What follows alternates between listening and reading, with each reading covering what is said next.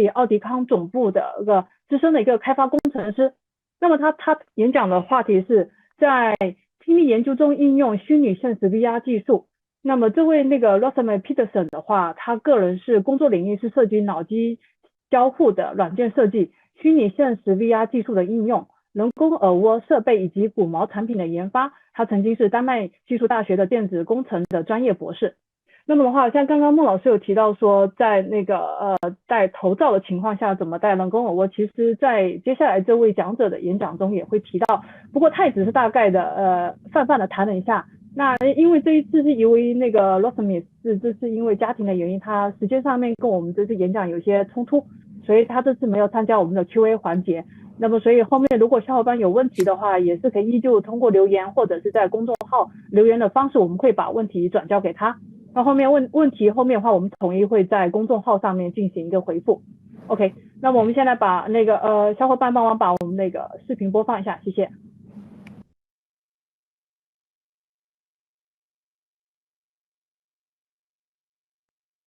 And welcome everyone to my presentation titled Virtual Reality and Hearing Research, a Platform Approach in Oticon Medical.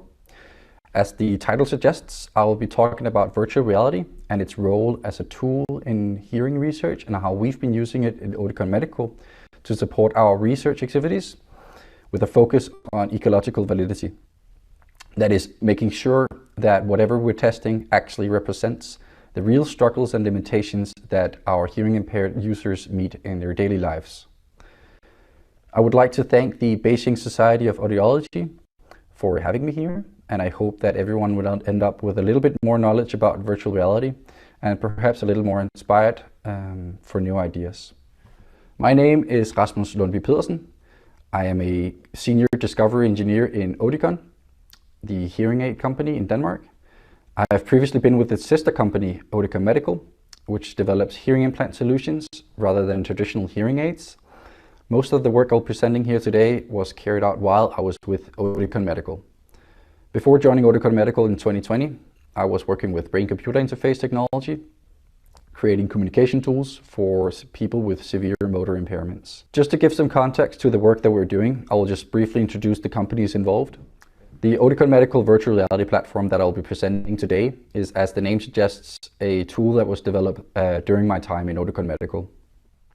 While Oticon, its sister company, focuses on traditional hearing aids, Oticon Medical focuses more on hearing implants, such as cochlear implants and bone-anchored hearing systems.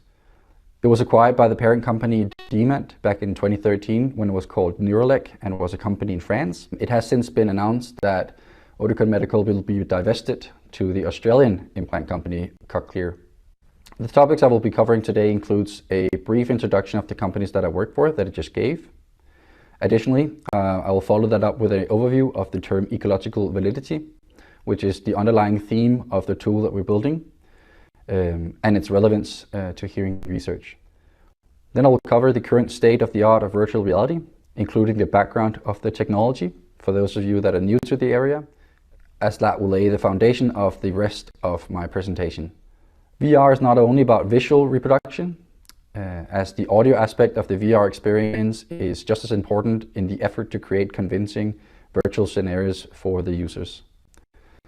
I will, after that, present VR's position in hearing research, including our own approach to the technology, as a tool in the form of the Oticon Medical virtual reality platform. That will be followed up with a couple of concrete examples of how we've been using the platform so far. The presentation will be rounded off with a short discussion on the remaining challenges for VR in hearing research and what the next development stages should be. Ecological validity refers to the extent to which research findings can be generalized to real-world situations. In the field of hearing research, it is important to consider ecological validity because of the overarching goal of understanding how hearing works in everyday life and to improve the hearing of individuals who may be struggling to hear in real-world environments. One way in which ecological validity is important is that it allows researchers to understand how hearing operates in a variety of different contexts. For example, a person's hearing may be different in a quiet room than it is in a loud, crowded restaurant. By placing individuals in these contexts, researchers can better understand how hearing works in the real world and develop strategies and technologies that are more effective in these environments. Another way in which ecological validity is important is that it helps researchers to understand the complexity of hearing in real-world situations. However, it can be challenging for researchers to capture this complexity in lab-driven experiments while maintaining a high level of control of the experiment parameters. Specifically, some of the problems that hearing researchers face in terms of ensuring ecological validity includes the fact that the complexity of such studies are costly in time and resources to develop. We believe that this can be addressed by developing tools that researchers can use to create their ecological valid experiments, with VR being one example. Given that VR is a complex technology in itself to develop applications for, we see a need for these experiment creation tools to be extremely user-friendly and require little to no programming experience to use. Ideally, they could come in the form of a simple graphical user interface, or GUI, that the researcher or clinician can use to develop the experiments with. Obviously, sound studios, equipment and facilities differ quite drastically from research group to research group, so it would also be necessary to include sound and visual calibration processes to enable standardization of the tests across teams and hardware facilities. Virtual reality is an excellent candidate as a platform for developing ecological valid research experiments. We typically see VR in industry used for entertainment and gaming, arguably being the largest segment of VR usage. Next, VR is used in a variety of research contexts, including psychology, sociology, and engineering. VR can be used to design and visualize products, buildings, and other objects in virtual environments. Lastly, VR is often used to train people in a variety of fields, including the military, healthcare, and transportation. In the following slides, I will briefly introduce the technology behind virtual reality to help you visualize the process of setting up VR studies and to illustrate the hardware required for it. The entire concept of virtual reality is based on the ability to accurately track users' orientation and position in real space in order to be able to convincingly reproduce the visual and acoustic aspects of a virtual environment. Specifically, this includes head tracking and hand tracking, or gesture tracking, and the current state of the art of VR is the results of decades of research and development focused on these mechanisms. Two schools of gesture and movement tracking exist in commercial VR devices. One is the traditional method of using stationary tracking sensors, typically called base stations, that are placed in the room with a user and typically use infrared light sensors that reflects off of the worn hardware to maintain extremely precise tracking of the user's movements. This method is typically associated with HTC Vive's product line, as well as Valve Index VR hardware. The advantage of this approach is extremely good performance, but is on the other hand associated with a more complicated setup and calibration process, as you need to mount these sensors at appropriate points in the room and ensure a good wireless connection to a central hub device, making the entire thing very hard to move around in case you need a portable configuration. Alternatively, something called inside-out tracking denotes the technique of several small cameras that are integrated into the VR headset, which keeps a constant track of the VR user's environment. So, contrary to the base station approach, which tracks the user's movement in the room, you can sort of see the inside-out approach as a way to track the movement of the room relative to the user, rather than the other way around. The precision of recent inside-out systems are very much comparable to the performance of base station-based VR systems, while at the same time offering a much more portable solution. This has led rise to the resurgence of standalone VR headsets that don't require a powerful PC to function, such as the Meta Quest products. The technology behind VR is complex by nature, but the efforts of several industry players significantly helps lower the barrier of entry for software developers to create new applications. A few examples are Unity, which is a game development engine typically associated with mobile game development. Often, VR applications are very similar to games in structure, so using development tools for games is an excellent choice to build VR applications as well. For example, Unity has a plethora of plugins and extensions that can be used to create these VR applications. Unreal Engine is a game engine that's very similar to Unity. So that makes it a great tool for the same reasons. Historically, Unreal has, however, been used more for high-fidelity PC games rather than mobile games. Lastly, WorldWiz is a VR development software tool that can be used to create VR experiences using a simple Python scripting environment. Most of the existing solutions relies on the work done by the company Valve and their efforts to create a Steam VR runtime engine that allows developers and users to use the same VR software across multiple different hardware brands and products, which is an enormous advantage to us researchers and clinicians, since it means that we won't be restricted to a specific piece of hardware for a given software application. While the visual aspect is absolutely critical in order to create realistic environments in ecological valid experiments, we must not forget the acoustic part of the experiments, which should ensure that the given virtual situation also sounds realistic. I will dive a little bit more into that in the following slides. Audio for virtual reality is typically associated with a binaural stereo playback, where the audio is played back through a pair of headphones or through a small pair of speakers integrated into the VR headset, close to the user's ears, as seen with the Meta Quest headsets. However, in hearing research, it's sometimes necessary to employ an actual loudspeaker array to maximize audio fidelity and audio directionality during tests, which is why VR tools for hearing research should support audio playback through arbitrary loudspeaker configurations. Most importantly, hearing aid users often won't be able to wear headphones at all due to the presence of hearing instruments behind the ears, sometimes making the use of loudspeakers absolutely necessary. Lastly, you would also want to consider setups where the audio is streamed directly to a pair of hearing aids.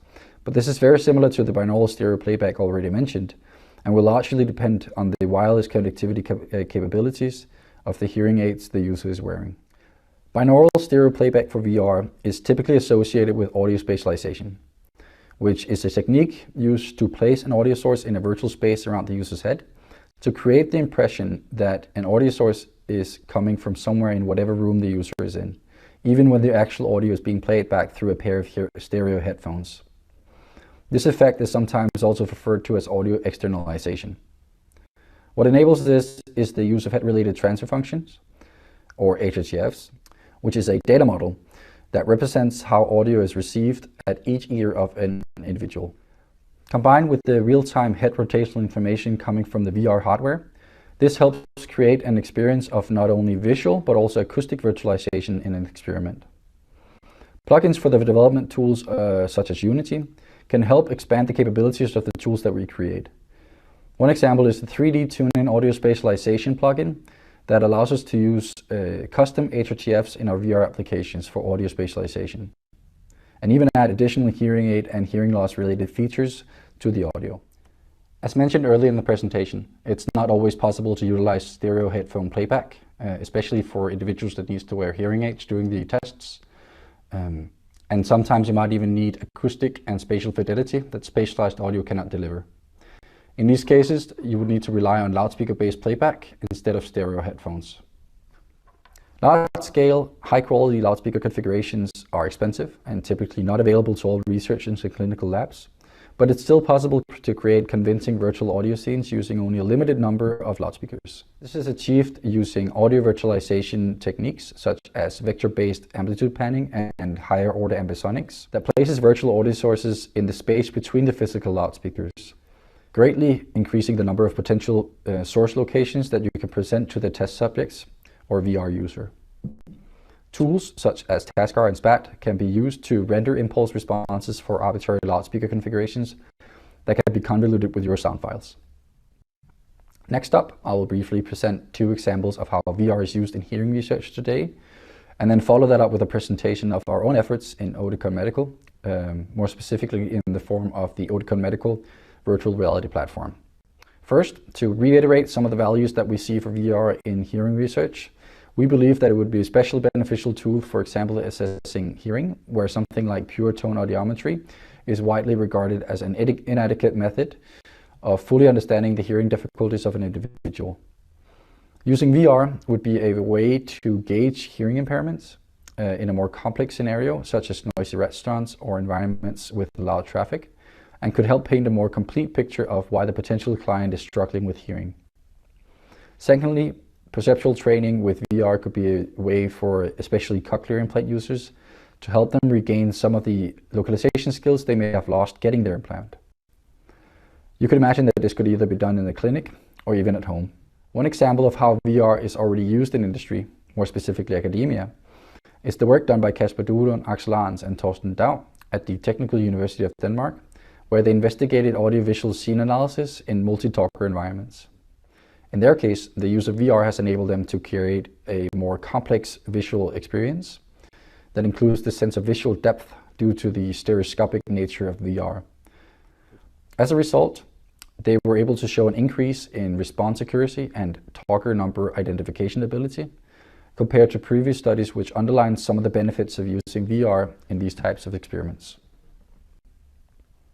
Another example is not as much an example of a specific study, but rather the design of a physical setup at Oldenburg University that employs an alternative version of VR. This setup doesn't use a head-mounted display, as you would typically expect, but instead a large 360-degree white canvas with a number of projectors, which creates an experience of being in a virtual visual environment without having to put on a head-mounted display. I think this is a good example of a way to create a setup that can be used to build reproducible studies, even if it's limited to the studies performed at Oldenburg University. So, everything I've talked about in this presentation so far is something that we've tried to condense into a tool that we believe is able to alleviate or solve some of the problems that we've identified in terms of ecological validity using VR.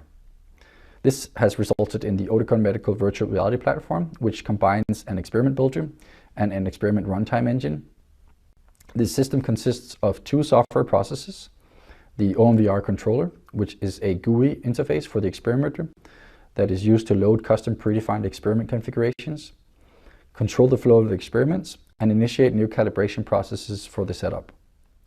So this is a lightweight software process that the experimenter is exposed to. The second process is the OMVR engine, which is responsible for rendering the visual and acoustic components of the experiments. This process parses the predefined experiment configurations that was loaded using the OMVR controller and takes care of spawning different stimulus sources in the given scene. So this is what the user is exposed to. The OMVR platform is built on the principle of templates. A template is defined as a stimulus to user feedback relationship, meaning that it governs what the user needs to do after being presented with some stimulus. These templates includes the localization task, where the user should point at the believed location of an audio source. Open set speech recognition, where the test subject repeats or answers a given cue. Closed set speech recognition, where the subject can pick from a list of words or sentences that they've heard, or a combination of the localization task and the speech recognition task. The way the experimenter designs their own experiments is through configuring a given template. This means that they can modify, for example, the audio levels of the stimulus sound sources in the trials, the spatial locations of the sources, and the timing details. That is, when the sound plays and for how long. The experiments are split up in trials, and it is up to the experimenter to define how many unique trials the subject needs to go through and how many times each of these trials are repeated. In addition to the parameters related to the experiment trial logic and acoustic media selections, the OMVR platform also allows the experimenter to select the visual scenes that the subject is placed in during the experiments. And these scenes can be split up in three categories. You have realistic scenes, that means realistic renderings of common environments such as living rooms, as seen on the left, restaurants, or other environments that the subject may be familiar with. Real scenes refers to 360-degree video recordings, such as the example here, which is a screenshot of a recording of a lake in Denmark. Being a 360-degree video, the user can actually sit and look around and to a degree feel like they're actually at the given location. Technical scenes are not necessarily very realistic, but may instead fulfill some technical requirements of a study. In the given example, the scene had to be almost grayscale, as it was part of a pupillometry study where the dynamic scene color profile could affect the outcome of the experiment in an unpredictable way. In practice, the experimenter, the researcher, defined their own experiments via a simple human-readable text configuration file.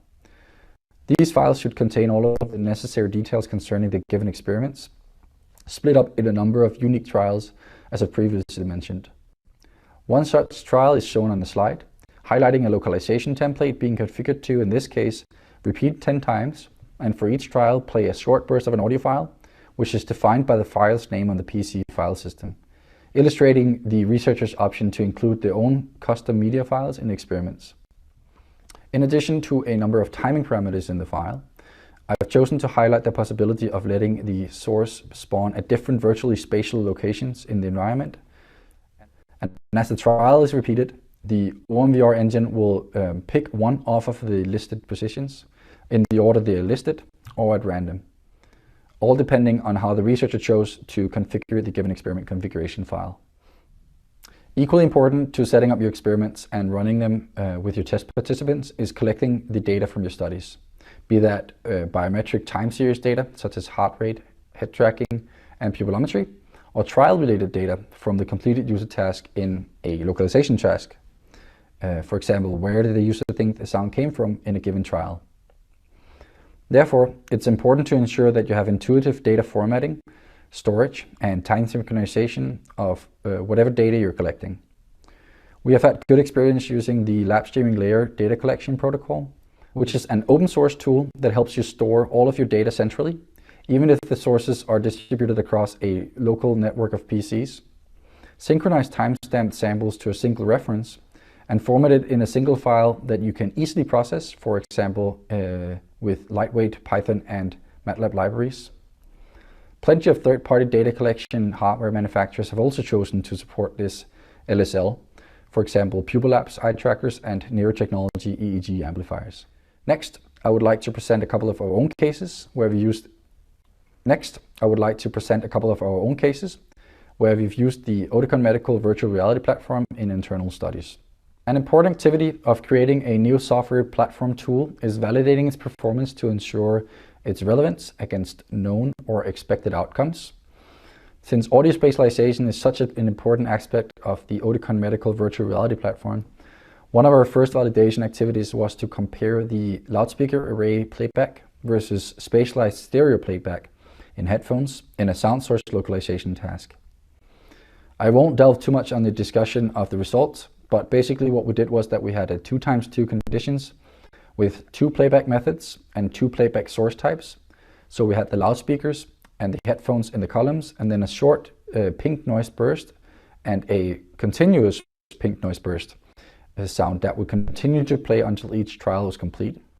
This allowed us to test not only sound source localization, but also sound source centralization, where the user have time to use head movements to aid them in finding the source location of the sound. To summarize, we found that the results between the 2 playback methods are similar when sounds are coming from a 0-degree elevation in the frontal hemisphere. This aligns with our expectations of the shortcomings of general HHTFs, which typically introduces significant front-back confusions and difficulties in locating lateral sound sources. Second, we wanted to validate the performance of the OMVR platform by recreating an already existing non-VR study by Bisley and the rest of the team, the simultaneous assessment of speech identification and spatial discrimination study. This is an experiment that tests the subject's spatial discrimination by playing 2 phonetically similar words, one after the other, from 2 adjacent positions in a half circle of possible locations. The subject's task is then to mark whether the second word came from the left or the right relative to the first. At the same time, the user should mark from a short list of options which 2 words were spoken. Basically, what we expect is that the spatial discrimination performance is greater the closer the average source angle gets to the center of the half circle, as is illustrated here in the comparison between our study and the data from the original study. In contrary, the opposite is expected and was found to be true for word discrimination scores. And although the data is not available in this slide, it will eventually be available in a paper that we have recently submitted to the Journal of Audio Engineering Society, which is currently under review. And a little on the future of VR and hearing research. For the virtual conference on computational audiology in 2022, participants were asked to submit what they think are the remaining challenges for VR in hearing research and group the results in categories. These results have been formatted and visualized using the well-sorted web platform, and I've included one of the plots here. And what I think characterizes the groupings are as following. So we have not quite reached the level of usability required for VR tools to become widespread in hearing research and hearing clinics, since they need to be extremely intuitive and user-friendly, especially seeing that VR itself has the perception of being a complex technology. So that may scare potential users away. For developers, VR creation tools and hardware still have ways to go before it can be widely adopted in mainstream hearing research, especially when it comes to audio rendering on loudspeakers in arbitrary loudspeaker configurations. Currently, for example, Unity only supports up to the standard 8.1 speaker configuration, so one needs to import custom libraries to overcome this limitation. As we started doing with the OMVR platform, VR tools for hearing research need to be properly validated before they can achieve widespread adaptation, both verifying the performance of the technical elements of the tools and validating the implemented methods. And lastly, the widest grouping is generally characterized by the realism that the VR solutions can offer. This is largely limited by the capabilities of the hardware that is used with the given software, but it also requires that visual environments below a certain quality should be rejected by developers and researchers, since otherwise the immersion and subject engagement may ultimately be compromised. On one hand, there are many more challenges than listed here, but on the other hand, large groups and communities are working to solve these issues. Especially open source communities are great contributors to making VR more accessible to hearing researchers, and I'm personally excited to see where they can take this amazing technology. So I would like to round off this presentation and thank you all for your attention. Please don't hesitate to reach out if you have any further questions. Thank you.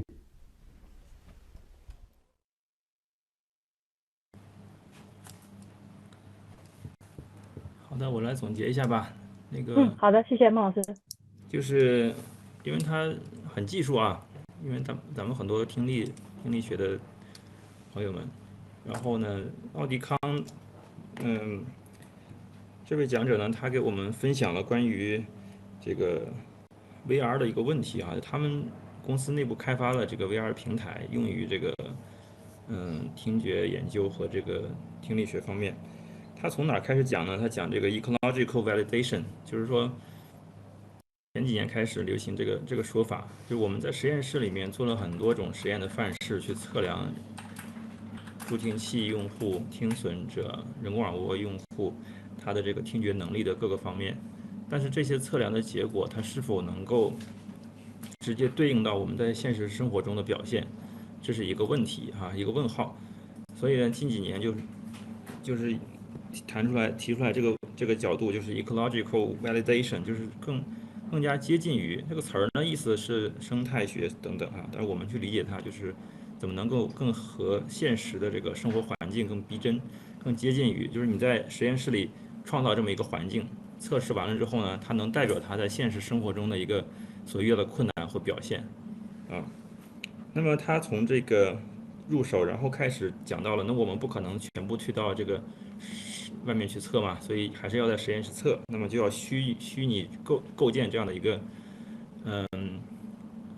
测试的环境，所以就用这个声场，就是扬声器播放，或者是耳机，那么都是通过虚拟声的方法啊。那你耳机的这个声场的重现呢，也是通过声场的方式来控制这个中间这个位置处啊，它能够听到类似于和在真实的某一个餐厅或者什么环境下的一个感觉啊。但是这个呢，就属于比较前沿的地方，因为空间声重放，包括耳机的虚拟听觉，都是针对正常耳的研究很多，但是对于听损的人，那么它的助听器位置、麦克风的位置都会有些影响啊。但是它现在这个报告主要是给大家分享这个技术方面，它回顾了一些开放的平台，包括他们所开发的这个平台里面的一些技术，如果观众朋友感兴趣呢，可以去了解一下。然后它的平台里面呢，就集成了很多功能，不只是说这个 VR， 它还有测量，它还要测量这个眼动啊，还有这个脑电等等，它要集成在里面啊。最后呢，他也分享了一些这个初步的一个实验结果。我觉得这个报告还是非常跟前面报告一起哈，都是给我们展示了这个 VR 技术未来的应用。那么在我们中国呢，可能也有一些实验室希望做这件事情哈。那我们在华南理工大学呢，就是我们声学所实际上在空间声方面的这个研究是积累非常深厚的，但是没有在听力方面进行推进，包括我自己也没有真正的去跟做空间声的老师啊怎么结合起来去做，因为这个里面会面临一个很大的困难，就是费这么大劲啊，最后到底有没有那么好的效果啊，这个是一个问题。所以目前呢，我的工作主要集中于这个编码策略和这个一些测试方法和感知的评估，还没有到空间声，但整个报告会给我们很多启发。看看大家有没有什么问题需要讨论，或者 Stella 可以看有没有什么问题，还是说我们进入下一个？对，我现在看到可能好像并没有提问的部分，应该没有看到。我觉得可能这个问题还是偏研究方向，所以有挺多听力学的小伙伴可能不太了解这一块。但是我们现在看到像欧德堡，对，非常多的一个技术方面的内容哈。当然他讲的这些技术环节，在我们这边声学所呢是有谢伯孙教授团队，他实际上在这个是非常国际领先的一个，其实他这些东西都可以实现，只不过并没有往这个听力学方向去推进。声学所就我们声学所主要侧重于就是正常听力的这种数码或者是声场、影院等等的这些应用。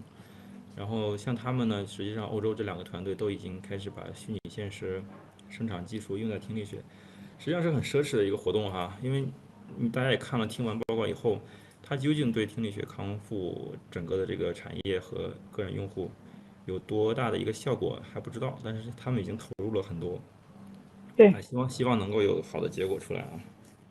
对，德国那个欧德堡那个大学，奥德堡大学也是在这方面做了蛮多的研究，所以先让他们先走一步看一下。对对对。